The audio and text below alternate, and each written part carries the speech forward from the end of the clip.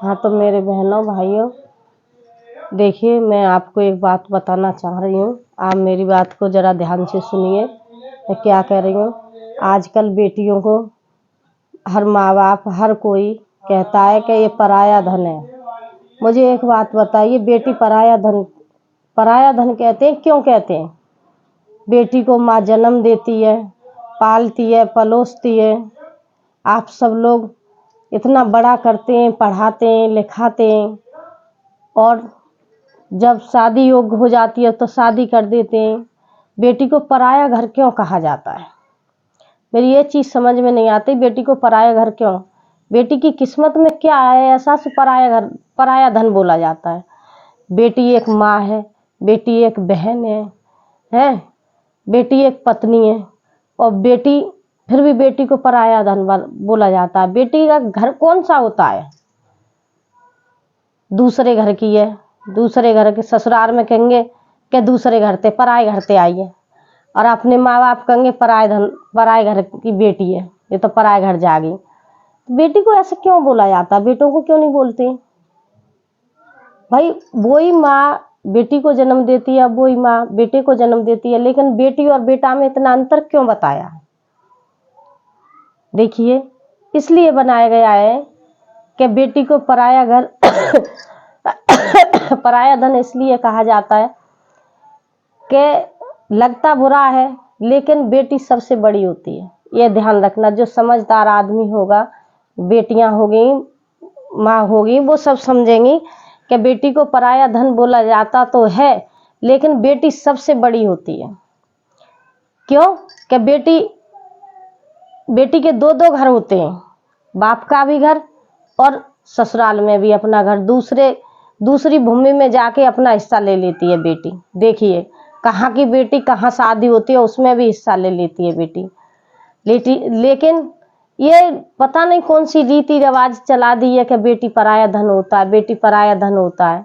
अरे भाई, ऐसा क्यों कहते हो पराया धन होता है? बेटी, जिसके बेटी नहीं है उनसे पूछ के देखो, जिनके बेटी है वो कितने धनवान और बढ़िया आदमी, भाग्यशाली।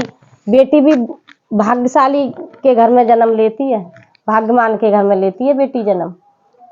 बेटी का जो बाप बेटी का कन्यादान ना कर सके, माँ बाप, वो क्या दान कर सकते हैं? उनके सारे दान फीके रहते हैं।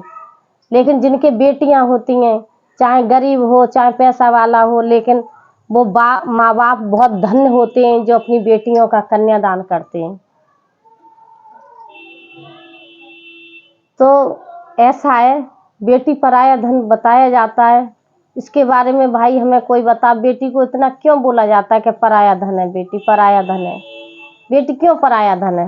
मैं भी इस चीज को सोचती हूँ, बेटी पराया धन है। पराया जब भी जो भी कोई कहता है बेटी पराया धन है, लेकिन बेटी तो, मुझे तो ऐसा लगता है कि बेटी तो बहुत भाग्यशाली होती है जो अपने बाप का घर भी संभालती है और ससुराल में जाके अपने दूसरे घर को भी अपना घर बनाती है। ऐसा कुछ नहीं है, ये तो खैर एक रीति रिवाज ही बना दिए। कितना भी पैसा वाला माँ बाप हो, कितना भी पैसा हो, लेकिन बेटी को कोई रख नहीं सकता है। कुंवारी बेटी को नहीं रख सकता है। शादी के बाद अगर बेटी को कोई परेशानी ससुराल पक्ष में होती है तो देखिए, उस बेटी की जिंदगी पार कर देते हैं माँ बाप भैया, ऐसा होता है। लेकिन कुंवारी लड़की को नहीं संभाल पाते हैं। शादी होने के बाद कोई भी परेशानी XYZ कोई परेशानी हो जाती है तो भाई भी रखता है, माँ बाप रहते हैं तब तक माँ बाप, फिर माँ बापों के बाद हम भाई रखते हैं। लेकिन कुंवारी लड़की को नहीं रखा जाता है। ये पराया धन, अगर ये पराये धन की रीति रिवाज क्या होती है? पराया धन, अगर बेटी दूसरे के घर में नहीं जाएगी तो जनसंख्या पैदा कैसे होगी? मेरे भाइयों, इस चीज को समझो। पराया धन तो बोलते हैं, लेकिन एक बेटी दूसरे घर में जाती है जब तो जनसंख्या बनती है, परिवार बढ़ता है। अपने घर में थोड़ी नहीं बढ़ेगा परिवार, तो दूसरे के ही घर में जाके परिवार बढ़ता है ना। तो बेटी भाग्यशाली होती है, ऐसा कुछ नहीं है।